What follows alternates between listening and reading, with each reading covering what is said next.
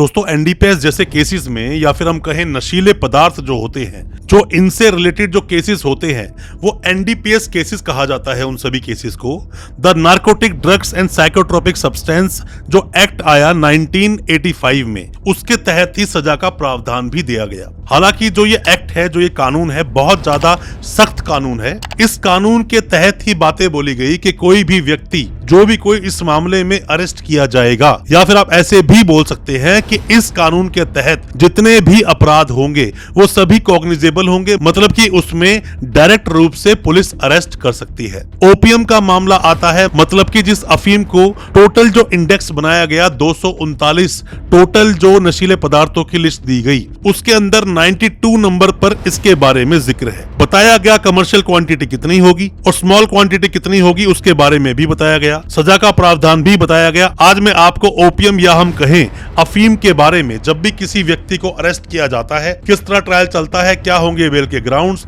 क्या होती है कमर्शियल क्वांटिटी, स्मॉल क्वांटिटी क्या होगी, इन सभी चीजों पे हम चर्चा करेंगे। क्योंकि जो एक मामला सामने आया 5 किलो अफीम का, जो मामला हमारे पास आया जिसमें हमने फाइट किया उस केस को, उसके बारे में भी थोड़ा बताएंगे अपने इस वीडियो के माध्यम से। ज्यादा कुछ जानने के लिए एनडीपीएस एक्ट में ओपीएम अफीम केस के बारे में दोस्तों बने रहिए हमारे इस वीडियो के साथ। नमस्कार दोस्तों, फिर एक बार स्वागत करता हूं आप सभी का अपने इस यूट्यूब चैनल पर जिसका नाम है फाइट फॉर ट्रू। मेरा नाम है वीरेंद्र वर्मा। जैसा कि आप सभी जानते हैं, हम इसी तरह की लीगल अवेयरनेस की वीडियोस आपके लेकर आते हैं और आपको बनाते हैं कानूनी जानकार। दोस्तों एनडीपीएस का जो एक्ट है, इस एक्ट को अगर आप पढ़ते हैं तो आपको बहुत सारे ऐसे सेक्शंस देखने को मिलेंगे जिन सेक्शन के तहत, हालांकि दोस्तों इस एक्ट में, एनडीपीएस एक्ट में टोटल ही 83 सेक्शंस हैं, बट कुछ सेक्शंस हैं जो बहुत ज्यादा आपके काम के हैं। अब हम बात करते हैं यहाँ पर अफीम केस की। अफीम केस में दोस्तों, हालांकि हमारे पास कई सारे मामले आए, किसी मामले में तो 12 किलो अफीम का भी जिक्र था, किसी में 8 किलो अफीम का जिक्र था, किसी में टोटल ही 3 किलो अफीम थी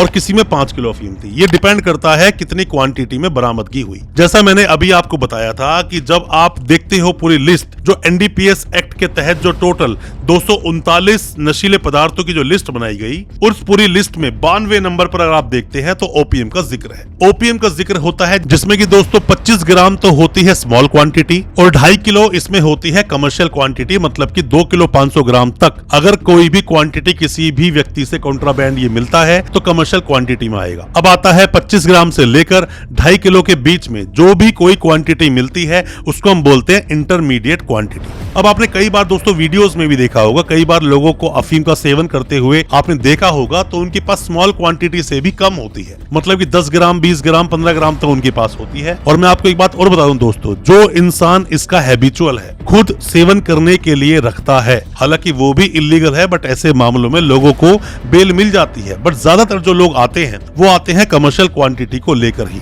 जैसा मैंने आपको बताया कि 2.5 किलो के ऊपर जितनी भी क्वांटिटी मिलेगी वो सभी कमर्शियल क्वांटिटी में आता है। और क्योंकि लोगों की बेल नहीं हो पाती, बार बार लोग बेल लगाते हैं, सेशंस कोर्ट से बेल डिसमिस होती रहती है और इसीलिए बेल होती है क्योंकि यहाँ पर सेक्शन 37 जो इसको बार करता है बेल देने के लिए। अब दोस्तों क्या कहता है सेक्शन 37, हालांकि डिटेल में तो बाद में बात करेंगे दूसरी किसी वीडियो में, बट मैं आपको जनरली बात बता देता हूँ कि इसमें यह बोला गया है कि जितने भी मामले होंगे इस एक्ट में, जो भी कोई मामले में किसी इंसान को अरेस्ट किया जाएगा वो सारे ही कॉग्निजेबल होंगे, मतलब कि उसमें पुलिस सीधा रूप से आपको अरेस्ट कर सकती है। और दोस्तों सेक्शन 37 तो ये भी बोलता है कि जितने भी मामलों में सजा का प्रावधान है सेक्शन 19, सेक्शन 24, सेक्शन 27A में, तो ऐसे में सामने वाले व्यक्ति को जो एक्यूज है इस केस में उसे छोड़ा नहीं जाना चाहिए, उसकी बेल इजीली नहीं दी जानी चाहिए। और दोस्तों मैं आपको एक बात बता भी दूं कि एनडीपीएस के मामलों में 2 चीजें महत्वपूर्ण रोल प्ले करती हैं। क्या क्या चीजें? सबसे पहला होता है रीजन टू बिलीव, कि आपको जज साहब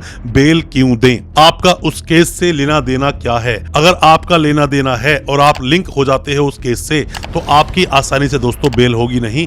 इसी को बोलते हैं रीजन टू बिलीव। आपको प्रूफ करना पड़ेगा, साथ में ही आपको जज साहब को विश्वास दिलाना पड़ेगा कि इस केस से आपका कोई भी संबंध नहीं है, लिंक नहीं है, आप इसके अंदर झूठे में फंसाया गया है, आपको झूठा नाम आया है इसके अंदर आपका। क्योंकि अक्सर देखा जाता है इसके अंदर कि जब भी कोई मामला सामने आता है तो इसमें सेक्शन 29 भी लग जाता है। सेक्शन 29 जो डिस्क्लोजर स्टेटमेंट पे नाम आता है, किसी ने किसी का नाम लिया तो ऐसे में सेक्शन 29 भी लग जाता है। हालांकि सेक्शन 18 तो अफीम के लिए इसमें लगा ही होता है। इसमें नोटिस देने का भी प्रावधान है, नोटिस दिया जाता है, बट कमर्शियल क्वांटिटी के मामलों में जब किसी का सीधा नाम आता है तो इतना आसानी से नोटिस भी पुलिस नहीं देती, सीधा आपको अरेस्ट कर लेती है। बेल लेने के कई सारे आधार होते हैं। बेल लेने पर कई सारी मैंने वीडियोस आपके लिए बनाई हैं, उन वीडियोस को आप देखें। पर मैं आपको बता दूं कि जब भी आप बेल लगाते हैं और अगर सेशंस कोर्ट से बेल मिलती नहीं है तो आपको हाई कोर्ट, सुप्रीम कोर्ट जाना जरूर चाहिए, अलग अलग ग्राउंड्स को बनाकर। हो सकता है 2 3 4 बार आपको बार बार जाना पड़े, आप जा सकते हो। ये मत सोचा कीजिए कि हाई कोर्ट में बेल लगाई, डिसमिस हो गई तो अब क्या होगा, अब दोबारा बेल नहीं होगी। कमर्शियल क्वांटिटी में आपका नाम आया है तो इसलिए जल्दी से दोस्तों आपकी बेल होगी नहीं, टाइम लगेगा। और खास करके चार्जशीट का वेट आपको करना जरूर चाहिए। चार्जशीट से चीजें क्लियर हो जाती हैं। जितना जल्दी हो सके चार्जेस को फ्रेम कराइए, जितना जल्दी हो सके केस के ट्रायल को चलवाइए, उससे ही आपके ग्राउंड्स बनेंगे। जब आपके वकील साहब उनको क्रॉस करेंगे, जो आपके आईओ साहब हैं इस केस के अंदर, तो आपके बेल के ग्राउंड्स बनते ही चले जाते हैं और आपकी बेल हो जाती है। कोई भी किसी भी तरह के सवाल आपके दिल में अगर हैं, कुछ भी आप जानना चाहते हैं, कुछ भी आप पूछना चाहते हैं, कमेंट बॉक्स में आप मैसेज छोड़ें या हमें व्हाट्सएप करें। हो सकता है हमारे किसी सजेशन से आपकी बेल हो सके, आप बरी हो सके, आप उस केस से निकल सके जिस केस में आप फंस गए हैं। दोस्तों अच्छा लगा आज का वीडियो, हमारी वीडियो को ज्यादा से ज्यादा अपने दोस्तों, परिजन, परिवार तक शेयर करें ताकि वो भी अपने आप को कानूनी जानकार बना सके। और चैनल को सब्सक्राइब करना बिल्कुल ना भूलें, साथ में लगा बेल आइकन जरूर दबा दें ताकि इसी तरह की जो लीगल अवेयरनेस की वीडियोस आपके लेकर आते हैं वो आप तक पहुंच सके सबसे पहले। बहुत बहुत शुक्रिया, धन्यवाद हमारे इस वीडियो के साथ बने रहने के लिए।